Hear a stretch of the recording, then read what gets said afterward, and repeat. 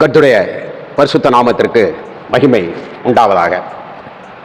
அன்புக்குரியவர்களே, ஆதிகாமம் புஸ்தகத்திலிருந்து நாம் தேவனுடைய திட்டங்களையும் அவருடைய சட்டங்களையும் இது எதற்காக மனிதன் கொடுக்கப்பட்டது என்பதெல்லாம் நம் ஆழமாக ஆராய்ந்து தொடர்ச்சியாக வந்து கொண்டிருக்கிறோம். இந்த நாளிலும் கூட நேற்றைக்கு கொடுத்த தொகுதியின் பிரசங்கத்தினுடைய 2வது பகுதியாக ஆதியாகமம் 1ஆம் அதிகாரத்தில் 3ஆம் வசனம், வெளிச்சம் உண்டாக கடவுது என்று சொன்னார். வெளிச்சம் உண்டாயிற்று. நாம் அப்படி வாசிக்கிறோம். ஏன் வெளிச்சம் உண்டாக கடவுது, எதற்காக வெளிச்சம் தேவைப்பட்டது? அது மாத்திரமல்ல, இன்றைக்கு சபையிலும் நம்முடைய வாழ்க்கையிலும் நாம் எங்கே இருக்கிறோம், எந்த இருளில் இருக்கிறோம், இதற்கு எப்படிப்பட்ட வெளிச்சம் நமக்கு தேவை என்பதெல்லாம் நான் கடந்த செய்தியிலே நான் சொல்லியிருக்கிறேன்.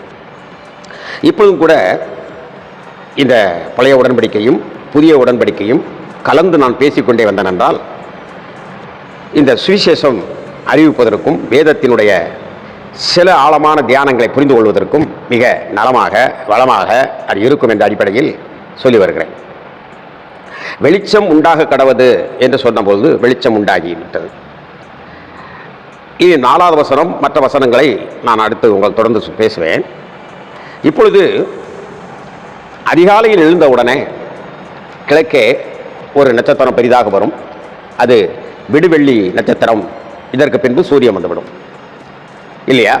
அப்போ சூரியன் வந்த உடனே வெளிச்சம் பூமிக்குள் உதிக்கிறது. சூரிய ஒளியானது வெளிச்சம் உதிக்கிறது. இந்த பால்விதி இந்த மண்டலத்துக்குள், இந்த சூரியனுடைய கட்டுப்பாட்டுக்குள் இருக்கக்கூடியதான இந்த கோள்களுக்கெல்லாம் அந்த வெளிச்சமானது உதிக்கக்கூடிய காட்சியை நாம் பார்க்கிறோம். இந்த நாளிலே கடுமையான வெயிலிலே திண்டாடி அநேக நபர்கள் வெயிலில் சுருண்டு விழுந்து மரித்து போய்விடுகிறார்கள். 19ஆம் தேதி ஓட்டு கூட பழைய காலத்தை போல் இல்லாதபடி 3% குறைந்து விட்டன. காரணம், இந்த வெயிலுடைய கொடுமையும் இந்த ஜெயித்த பின்பு வரக்கூடியவர்களுடைய அக்கப்போர்களையும் மனதில் நினைத்து நிறைய நபர்கள் செல்லவில்லை. சரி, அது ஒரு பக்கம் இருக்கட்டும். அப்போ இந்த பூமிக்கு இந்த சூரியன் வெளிச்சமாக இருக்கிறது. இரவில் பல நாட்கள் சந்திரன் வெளிச்சமாக இருக்கிறது, சில நாட்கள் இருள் இருக்கும். இப்படிப்பட்ட ஒரு தன்மை. இப்போ இங்கே கவனிக்க வேண்டியது, தேவன் ஆகாய விரிவிலே சூரியனையும் சந்திரனையும் மற்ற விண் மீன் இந்த கோள்களையெல்லாம் 4வது நாள் உண்டாக்குகிறார். அப்போ 4வது நாள் இந்த சூரியன் உண்டாக்கப்படுகிறது. ஆனால் இப்பொழுது இந்த சிருஷ்டிப்பினுடைய முதல் நாளிலே வெளிச்சம் உண்டாக்குறது என்று சொல்லிவிட்டார். இதை சில நபர்கள் பைபிளிலே இவ்வளவு முரண்பாடான செய்தி என்று இருக்கிறது என்று சொல்லி கடந்த நாட்களில் ஒருவருக்கு சண்முகையா ஏதோ ஒரு நபர் பேசுகிறார். அதை ஒரு நபரிடத்தில் நேர்காணல் காணுகிறார். அதை குறித்து நானும் ஒரு யூடியூப் வீடியோ போட்டேன். பைபிளை சரியாக ஆராயாமல் ஏதோ மற்றவர்கள் சொன்னதை ஒரு தோராயமாக வைத்துக்கொண்டு பேசிவிடுகிறார். ஒரு அரசியல் கட்சி தலைவர் இருக்கிறார். அவர் ஒரு கிறிஸ்தவ குடும்பத்தில் பிறந்தாலும் கூட பைபிளை ஏதோ சில பேர் சொல்லுகிற ஒரு தோராய கருத்தின் அடிப்படையில் இயேசு வந்து ஒரு கிறிஸ்தவர் கிடையாது, அதை இந்த ஜான் பால் இந்த போப்பு தான் கிறிஸ்து அப்படின்னு ஒரு மதமாக அறிவிச்சிட்டாரு அப்படின்னு. அதாவது பால் அப்படிங்கிறத இங்கே கொண்டாந்து இப்படி அறவேக்காடுகள் என்ன செய்கிறார்கள், பைபிளை படித்து சொல்லுவோம் பெரிய அறிஞர்களைப் போல பேசிவிடுகிறார்கள். இப்படிப்பட்டவர்களுக்காகத்தான் நம்முடைய விசுவாசிகளுக்கு குறைந்தபட்சமாக இந்த வேதத்தை ஓரளவுக்கு அவர்களுக்கு அந்த ஞானம் இருக்க வேண்டும் என்ற எண்ணத்தில் நான் முறையிடுகிறேன் உங்கள் மத்தியில். எனக்கு எபிரேயம் தெரியாது, ஆங்கிலத்தில் எனக்கு ஏபிசிடி 26 எழுத்தையும் ஒரே நேரத்தை சொல்லணும்னா சொல்லிக்கிற மாட்டேன், யோசிச்சு சொல்லிடுவானா. ஆகவே அந்த அளவிற்கு ஒன்றுமே ஆராய்ச்சிகளிலே தெரியாது. பெரிய இணை பைபிள்களை வைத்து பெரிதான அளவிலே ஆராய்ச்சி செய்வதும் இல்லை. ஆனால் அப்படி செய்வது நல்லது. சில நேரங்களில் படிப்பதுண்டு. ஆனாலும் கூட வசனத்திற்கு ஒரு கண்கார்டன்ஸாக ஒரு விளக்க உரையாக இருக்கிறது கர்த்தர் சொன்ன வார்த்தை தான். அவர் தெளிவாக சொல்லியிருக்கிறார் பாருங்க. எந்த ஒரு வசனமும் தனித்திராது, ஜோடி ஜோடியாக இருக்கும். எப்படி ஒரு உடன்படிக்கை முதல் உடன்படிக்கை என்கிற அதற்கு ஜோடியாக இரண்டாவது உடன்படிக்கை உருப்பெற்றது போல எல்லாமே ஒரு ஜோடி ஜோடியாக இருக்கும். அதை நாம் ஆராய்ந்து பார்க்க வேண்டும். அதை ஆராய்ந்து தெரிந்து கொண்டோம் என்று சொன்னால் நிச்சயமாகவே நமக்கு குறைந்தபட்ச வேத அறிவு இந்த உலகத்தை குறித்தும் மற்றதை குறித்தும் வேத அறிவு இருக்க வேண்டும். இப்படிப்பட்ட வேத அறிவு உங்களை பெரிய ரட்சிப்புக்குள் வழி நடத்தார். இயேசு கிறிஸ்து ஒரு அறிவே ரட்சிப்புக்குள் வழி நடத்தும். ஆனால் கூட சில இப்படி அரைவைக்காட்டுத்தனமாக வேதத்தை குறித்து பேசுகிறவர்களுக்கு நாம் சில காரியங்களை சொல்லலாமே என்றுதான் இப்படி நான் சொல்லி வருகிறேன்.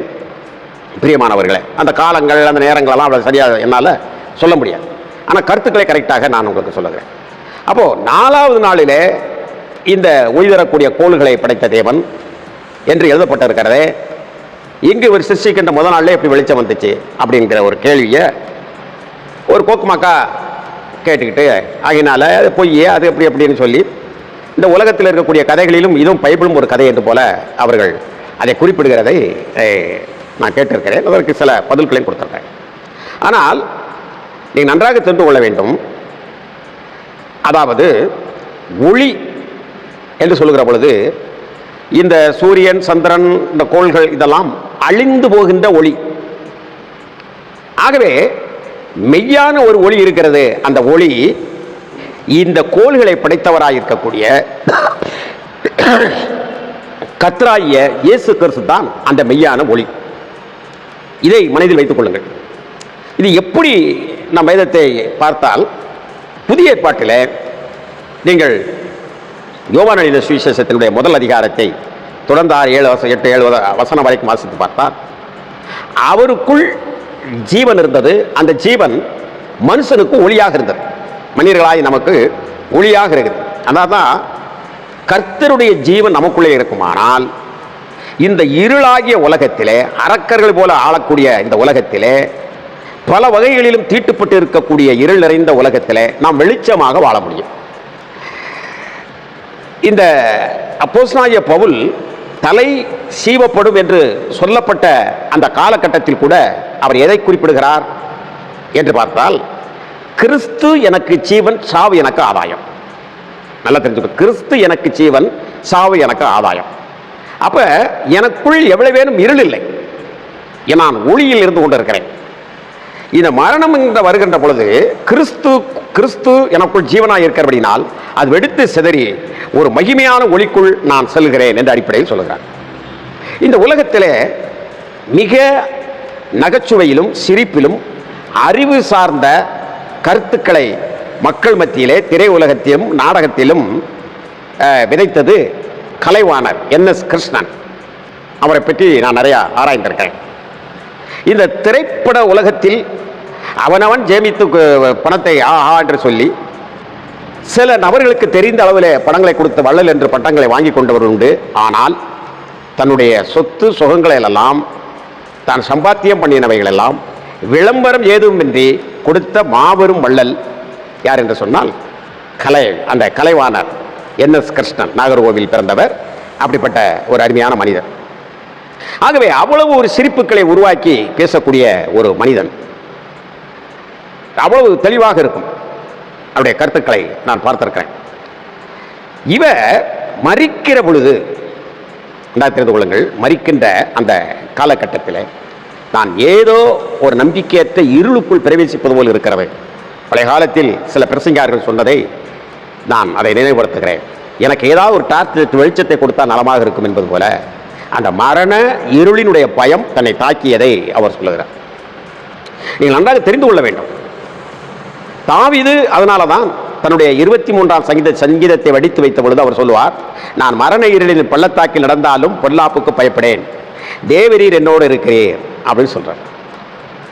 அப்ப மரண இருளினுடைய பள்ளத்தாக்கு மனிதனை வேதனை, ஒரு பயம், சதாகாலமும் அடிமைப்படுத்தி இருக்கக்கூடிய அந்த இருள், மரண இருளை கடந்து செல்வதற்கு ஒரு மாபெரும் வெளிச்சம், அது கிறிஸ்துவின் ஜீவன், அது அழியாது, அது மனிதர்களுக்கு ஒளியாக வந்தது அப்படின்னு சொல்லுறார். சரி, இது அப்படியே இதுக்கு விடையை நான் சொல்லிட்டு இன்னைக்கு செய்ய முடிக்கிறேன்.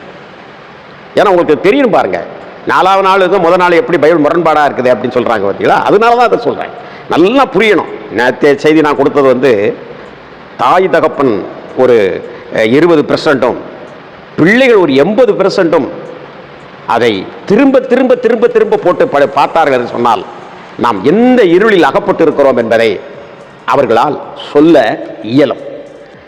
அதை புரிந்து கொள்ள முடியும், அதை அறிந்து கொள்ள முடியும். ஆகவே அந்த அடிப்படையில் இந்த செய்தியை நீங்கள் நன்றாக இதையும் நீங்கள் கவனியுங்கள். லூக்காளின சுவிசேஷத்தினுடைய அந்த பகுதியில் கடைசியாக ஆராய்ச்சியோடு சொல்லப்பட்டிருக்கிறது. 6ஆம் மணி முதல் 9ஆம் மணி வரைக்கும், அதாவது இயேசு தன்னுடைய ஜீவனை பிதாவின் கையில், அதாவது தான் முந்தே இருந்த இடத்தின் சுப்ரீம் பவருக்கு கொடுக்கின்ற பொழுது, உலகத்தில் கொடுக்கல, உலகத்தில் ஜீவனோடு வந்தாரு, எல்லாருக்கும் ஒளியா இருந்தாரு. இந்த ஜீவனை எங்க கொடுக்கிறாரு? அந்த சுப்ரீம் பவர், அவர் இருந்த பரலோகத்தில் அந்த பவரை கொடுக்கிறார். பிதா என்கின்ற ஒரு சுப்ரீம் பவரை உருவாக்கி அங்கே இருக்கிறது. அதனுடைய வார்த்தையாக வந்தவர் இந்த பவரை அங்கே திரும்ப கொடுக்கின்ற பொழுது 3ஆம் மணி, அதாவது 3ஆம் மணி முதல் 9ஆம் மணி வரைக்கும் இருள் அப்படியே பூமியை கவ்விக்கொண்டது. தேவாலயத்தோட சிறைச்சலை 2ஆக கிழிந்தது. இப்போ உங்களுக்கு புரியுதா? அவருடைய ஜீவனை மேலே கொடுத்த உடனே சூரியன்ல ஒளி இல்லை, இந்த கண்டத்தில் எதிலுமே ஒளி இல்லை. சூரியனுடைய ஒளியெல்லாம் அந்த புகை மண்டலம் போல அந்த மேகங்கள் இதெல்லாம் மறைத்து விட்டது. இதை நல்லா கவனித்துக் கொள்ளுங்கள். அப்படியானால் உலகத்திலே வந்து எந்த மனிதனையும் பிரகாசிக்க செய்கிற ஒளியே மெய்யான ஒளி. அது யாராக வேணாலும் இருக்கலாம், நானாக இருக்கலாம், நீங்களாக இருக்கலாம், கேட்டுக்கொண்டவர்களாக இருக்கலாம். அப்போ ஒளி என்பது அவர்தான் ஒளி. அதனால சங்கீதக்காரர் சொல்லுவோம், முகத்தின் ஒளியின் பிரகாசத்திலே பிரகாசத்தை காண்கின்றோம். தண்ணியை அவர் போய் பார்க்கிற பொழுது என் சிருஷ்டிகர் பார்க்கிறார் என்றது சிரித்தது தண்ணீர் திராட்சரசமாக மாறியது. அவருடைய நோக்கத்தை அறிந்த உடனே அது மாறிக்கொண்டது. அப்ப தேவனுடைய நோக்கத்தை அறிந்து மாறுகிறவர்களாக இருக்க வேண்டும் என்றால் அவருடைய ஜீவன் நமக்கு இருக்க வேண்டும். அவர் ஜீவன் நமக்கு கொடுத்திருக்கிறார். பரலோகத்துக்கு போன ஜீவன் மீண்டும் நமக்குள்ள அது வந்திருக்கிறது. பரலோகத்தில் இறங்கி வந்த ஜீவன் பரலோகத்திற்கு போய் மீண்டும் அது என்ன செய்திருக்கு சொன்னால் நமக்குள்ளே இப்பொழுது வாசம் செய்து கொண்டிருக்கிறார். அதான் பவுல் சொன்னார், அழகாக சொல்கிறார், மரித்தேன் ஆகிலும் பிழைத்திருக்கிறேன், கிறிஸ்துவை எனக்குள் பிழைத்திருக்கிறார். கிறிஸ்து எனக்கு ஜீவன், சாவு எனக்கு ஆதாயம். மனிதன் எனக்கு என்ன செய்ய முடியும் தேவனின் பட்சத்தில் இருக்கிற பொழுது அப்படின்னு சொல்றார். அப்போ இந்த இடத்துல உங்களுக்கு வித்தியாசப்படுத்தி காட்டியிருக்கிறேன். சூரியனினால் நமக்கு இப்போ ஒளி கிடைக்கிறது இல்லை என்று சொல்லவில்லை, ஆனால் அந்த சூரியன் கருத்து போய்விடும், அது ஒன்றுமில்லாமல் போய்விடும். கோள்கள் இவைகள்லாம் ஒன்றுமில்லாமல் போய்விடும். சிலது இருக்கலாம் போகலாம், ஆனால் நீ எதை இந்த பூமியிலே சூரியனுக்கு கீழே நம்பிக்கொண்டு இருக்கிறாயோ அவைகளெல்லாம் ஒளிந்து போய்விடும். இன்றைக்கு இந்த வாலிய பிராயமும் வாலிய மூர்க்கமும் அப்படி பல காரியங்கள் உன்னை என்ன செஞ்சுக்கிட்டு இருக்கப்பனா தேவனை ஏற்றுக்கொள்ள முடியாமல் கீழ்ப்படியாமல் வச்சிருக்குவாரு. அந்த இயேசு கிறிஸ்துங்கிற மெய்யான ஒளி இருக்கு பாருங்க, அது ஒரு நாளும் அழியாது. ஆகவே அழியாத நித்திய ஜீவனாக இருக்கக்கூடிய ஒளி நம்முடைய கர்த்தராகிய இயேசு கிறிஸ்து. அந்த ஒளியை பாருங்க, அந்த ஒளியின்னு சொன்ன உடனே போன கரண்ட் கூட திரும்ப வந்துருச்சு. பாருங்க, அந்த ஒளியின்னு சொன்ன உடனே போன கரண்ட் கூட திரும்ப வந்துருச்சு. அப்போ அந்த ஒளி என்ன செய்கிறது? பூமியை உருப்பிற்று கொண்டு வருவதற்கு ஒளி பிரகாசிக்க கடவுள் என்று சொன்ன உடனே அந்த பூமியை இந்த ஒளி பார்க்கிறது. மீறிய நாளைக்கு பார்ப்போமா? கர்த்தர் நம்மோடு இருப்பாராக. ஆகவே ஒளி உங்களுக்குள் இருக்குமானால் நிச்சயமாகவே அது கர்த்தருடைய மெய்யான ஒளி இருக்குமானால் எதற்கும் நீங்கள் பயப்பட வேண்டிய அவசியம் இல்லை. கர்த்தர் நம்மை ஆசீர்வதிப்பாராக. ஆமென், ஆமென்.